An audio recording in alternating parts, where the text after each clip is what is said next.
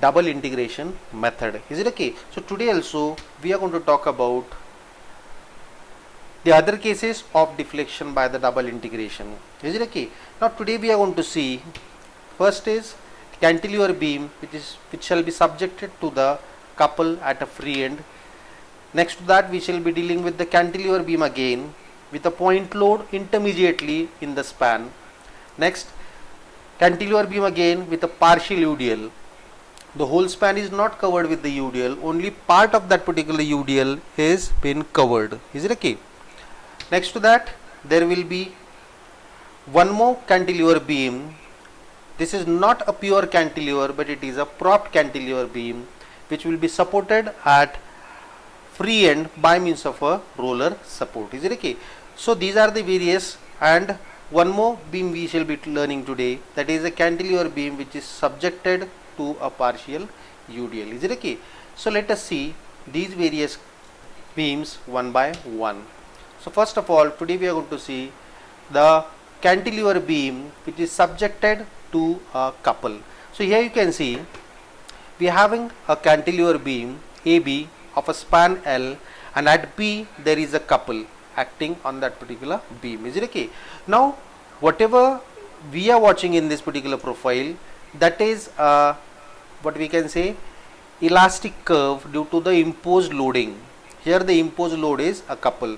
Due to that particular application of a couple, from the external side there will be a bending of this particular thing, and ultimately while bending it has undergone certain displacement or that particular deflection which is given by the magnitude YB.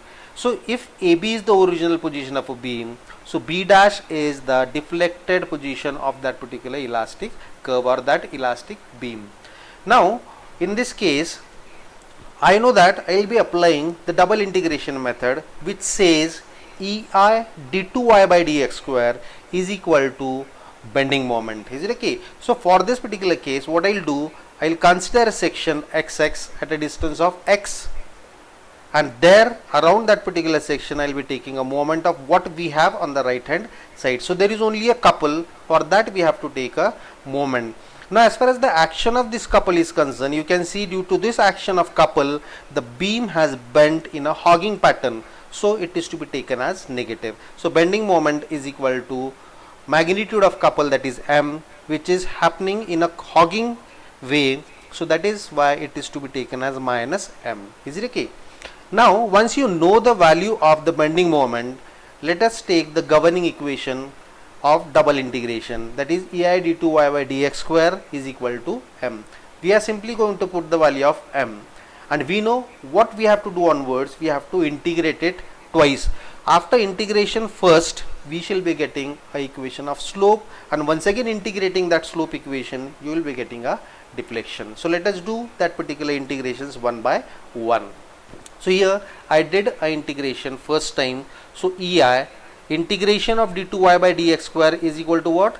dy by dx is equal to right hand side. So integration of this minus m with respect to x is what?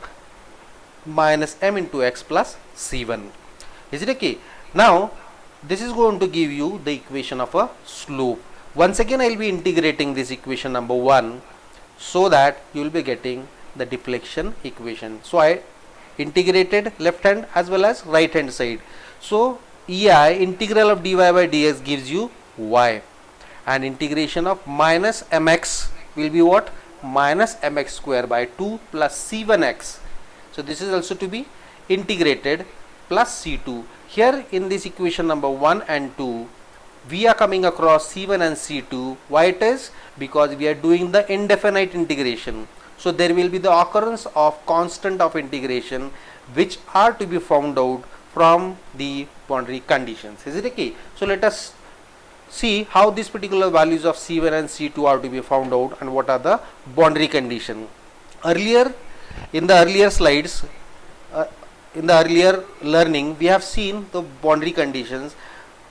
Remembering all those boundary conditions, let us apply one by one. So here at x is equal to 0, the slope is equal to 0. So here at x is equal to 0 means what? I am counting x from A in the rightward direction. So when x is equal to 0, Here you can see there is no any slope, because from this point to this point it is a straight line and then it has bent into this particular fashion. So here at A the slope is equal to 0. If I put this particular value of x in this equation number 1, so you will be getting C1 is equal to 0. Similarly, take another boundary condition. When x is equal to 0, y is also 0. So here this is y. Is it okay? So here y is also equal to 0. So if I put this x is equal to 0 and y is equal to 0 in this equation, ultimately you will be getting C2 is equal to 0. So we have already found out the value of C1 and C2. We can once again rewrite this. Is it okay? So after rewriting that, you will be coming across this new equations. EI dy by dx is equal to minus mx and EIy is equal to minus mx square by 2. And already I have told you what is the significance of this minus, because slope and deflection are occurring in the negative direction. If this is positive x axis, so below that this is going to happen. That's why there is occurrence of this minus. Is it okay? As far as the minus here, this signifies the hogging, and minus here is going to signify the deflection in the downward direction. Similarly, the slope in the downward direction. Is that okay? So this is what is the understanding of the very first case of today, in which we had a cantilever beam which is subjected to a couple. Is it okay?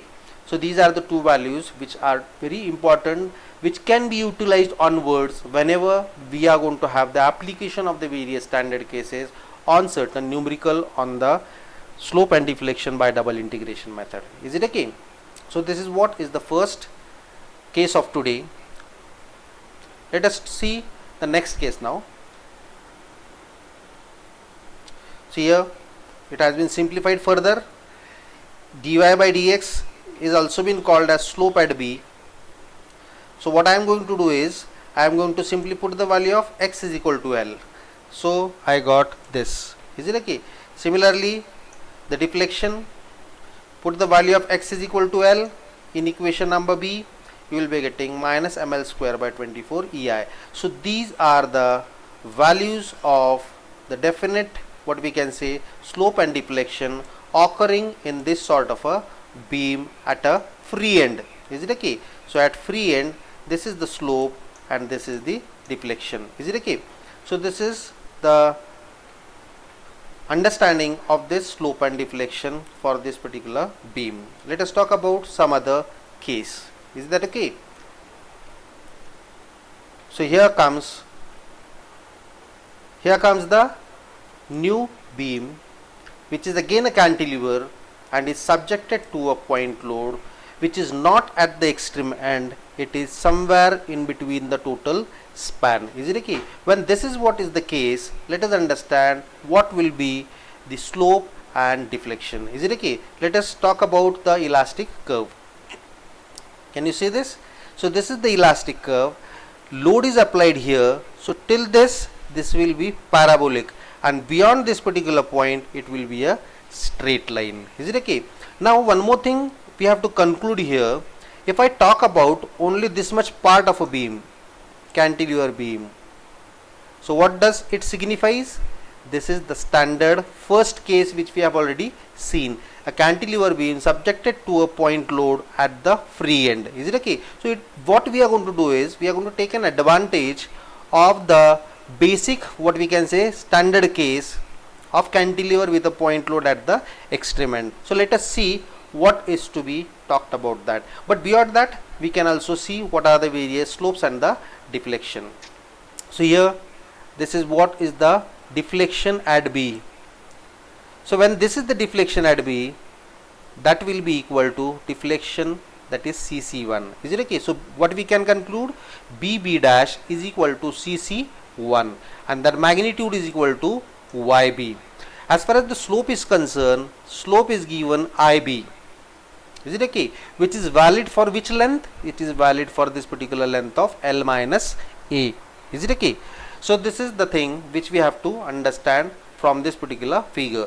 As far as this lengths are concerned, the whole length of the beam is equal to L, and on the left hand side the point load is acting at a distance of A, and the remaining is L minus A.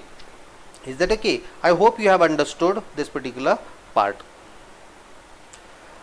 Now let us have the understanding of the remaining part. So here you can see what I did. I have simply cut the standard position of the beam. So I am going to consider only AB, which is nothing but it is a standard case of cantilever beam where the point load is acting at point B. Is it okay? So this is how we have to isolate it. Now what is this? This is a standard case for which we know what is the deflection and what is the slope. This already we have seen in the earlier learning. So here slope is equal to minus WL square by 2EI, call it as equation number A, and deflection is equal to minus WL cube by 3EI. This is valid only for this particular part of the beam, original beam AC. Is it okay? So what I did, whatever ABC part we have, out of that ABC I have considered only AB, which forms a standard case. So this is what is the standard case. Is it okay? Remaining slopes and deflection for the entire beam is to be found out from what? From the basic geometry of the figure. Is it okay? So let me allow some students which are trying to enter in the class.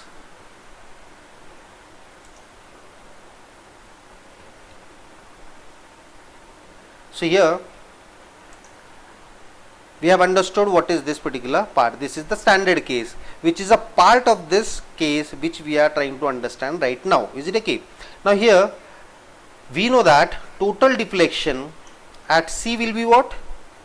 C1 plus C1 C2. All of you getting? So total deflection at C is equal to YC, that is equal to what? CC1 plus C1 C2. CC1 is what? B dash, which is equal to YB. Is it okay? So here I have CC1 plus C1 C2. Now as far as this C1 C2 is concerned, that already we have found out. This one. Is it okay? So let us see those particular patterns one by one. So BB dash is equal to CC1 is equal to YB. So this YB minus WL cube by 3EI is valid for what length?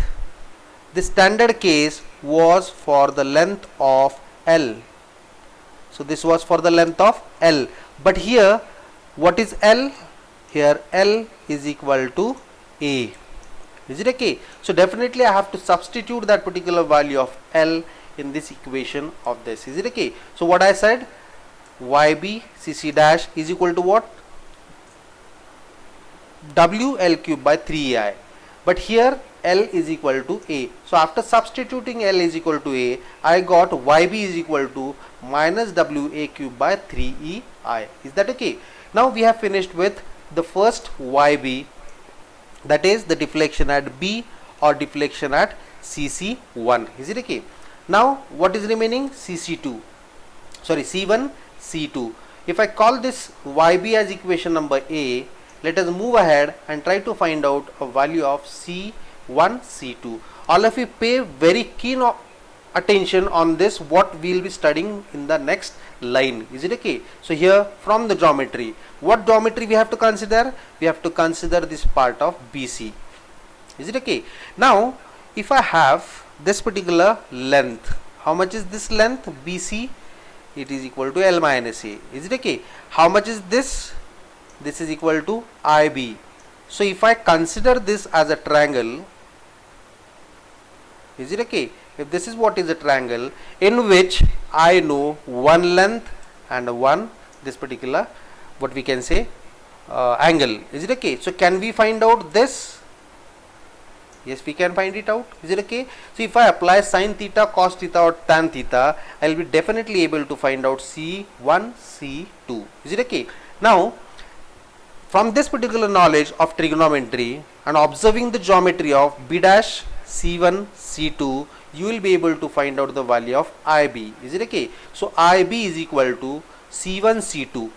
IB is equal to C1, C2 by L minus A. That means simply I am going to apply what? Tan theta. Here theta is equal to what? IB. But IB is very small. Therefore, tan IB is to be treated as only IB. And tan IB or IB is equal to what? Opposite upon adjacent. Is it okay? So C1 C2 divided by L minus A. Is it okay? Now can we find out IB now? So IB is equal to what? Or C1 C2 is equal to what? C1 C2 is equal to IB into L minus A. Is it okay? So this is equation number C.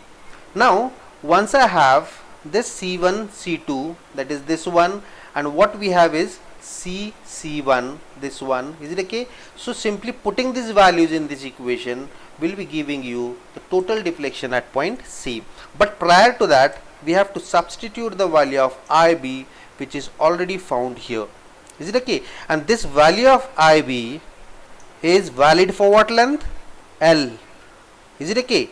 From fixed end to the point load. But in the standard case, from fixed end to the point load, what is the length?